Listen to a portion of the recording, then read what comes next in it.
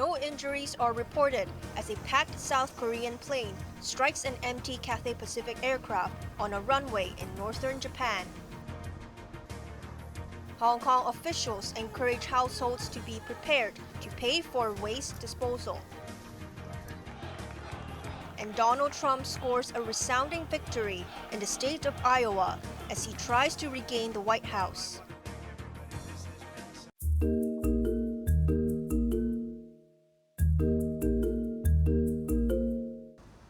A Korean airplane has clipped an empty Cathay Pacific aircraft on the runway of New Chitos Airport in northern Japan. No one was injured in the incident in Sapporo at around 5:30 p.m. local time. The Korean plane, with 289 people on board, was preparing for takeoff when the collision happened during a blizzard. Cathay's flight from Sapporo to Hong Kong was cancelled. Just 2 weeks ago, a Japan Airlines jet collided with a Japanese Coast Guard aircraft at Haneda Airport in Tokyo, triggering an inferno. All on board the passenger plane evacuated safely, but 5 crew members in the Coast Guard plane were killed.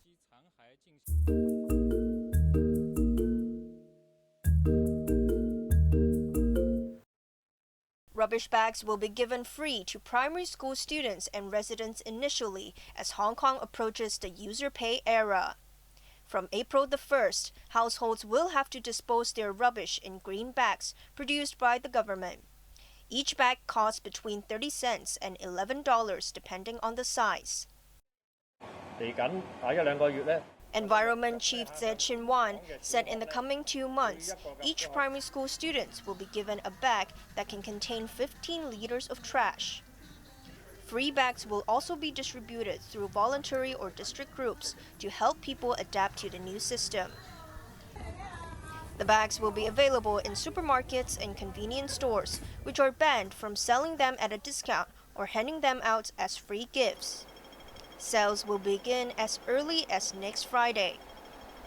Tse warned residents not to dump their waste directly into bins or bags belonging to their buildings. Law enforcement officers have the right to enter buildings to ensure that rubbish is disposed in the correct bags. If you do not follow the law, do not use your destination bags, well, what you can save is about $1.1, $1.7 per day. If you are caught, well, the penalty is $1,500 each time. Once you are caught, well, then it will be sufficient for you to buy the destination bag for 2 years, 3 years. Chief Executive John Lee has ordered officials to explain the municipal solid waste charging scheme clearly to the public through seminars and press conferences. Maisie Mock, Cable News.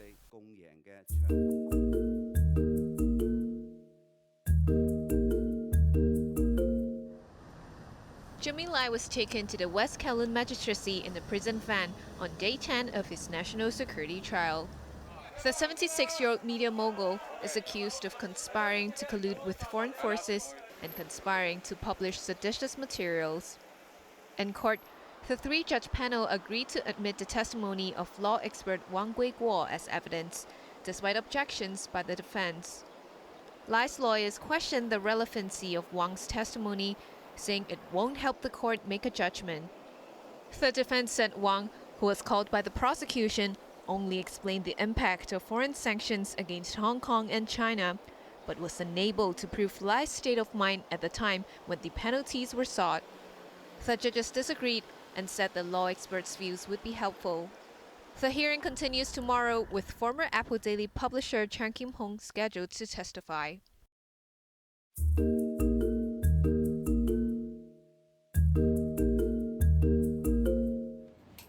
The government has been urged to improve wages and benefits for local minibus drivers instead of hiring foreigners. At a meeting of the Motor Transport Workers General Union, lawmaker Michael Luke noted that 160,000 locals are licensed to drive minibuses. He questioned why they are not willing to earn a living by driving minibuses. Luke said the average monthly wage of $14,300 is unreasonable. He proposed that it be raised to $18,000 per month, similar to that of bus drivers.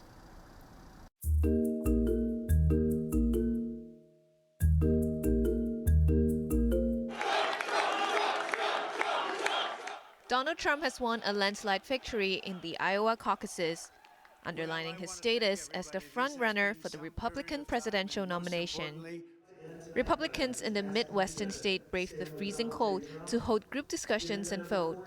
The former U.S. president clinched 51% of the ballots, smashing the record for the biggest margin in a Republican contest.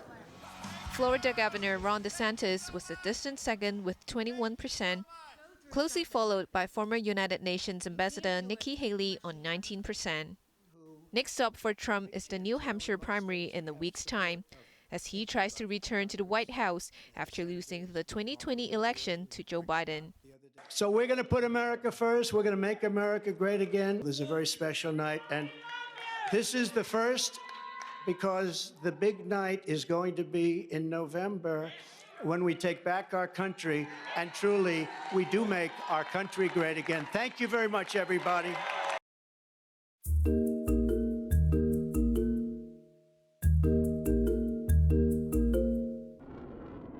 Iranian missile attacks on targets in Iraq and Syria have renewed fears of the Gaza conflict spreading across the region. Officials in northern Iraq said 4 people were killed and 6 injured in the city of Erbil.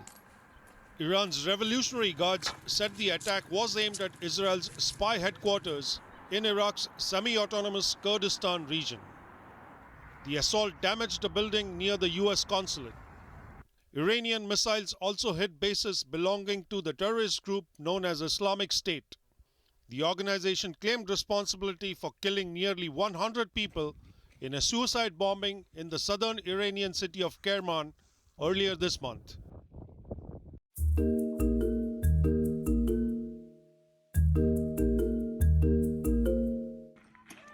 The United Nations says everyone in Gaza is hungry. The World Food Programme warned that not enough supplies are reaching the over 2 million Palestinians displaced by constant Israeli air and land assaults. More than 24,000 Palestinians have been killed in Gaza in the past 100 days as Israel retaliated for a Hamas attack. Nothing can justify the collective punishment of the Palestinian people. The humanitarian situation in Gaza is beyond words. Nowhere and no one is safe. While there have been some steps to increase the flow of humanitarian assistance into Gaza, life-saving relief is not getting to people who have endured months of relentless assault at anywhere near the scale needed.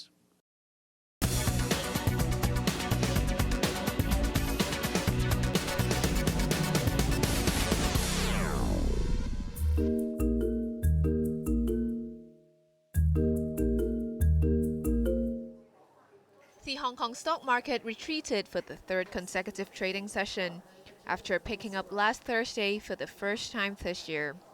The Hang Seng Index plunged 2.2% to a 14-month low. Investors were jittery as they awaited the release tomorrow of the latest set of key economic data from the mainland. Hong Kong Exchanges and Clearing, which operates the local bourse, tumbled 4.1%. And insurance giant AIA lost 3.5%. Tech giant Baidu, which suffered a sharp loss yesterday, inched up after clarifying that it is not cooperating with the People's Liberation Army on artificial intelligence.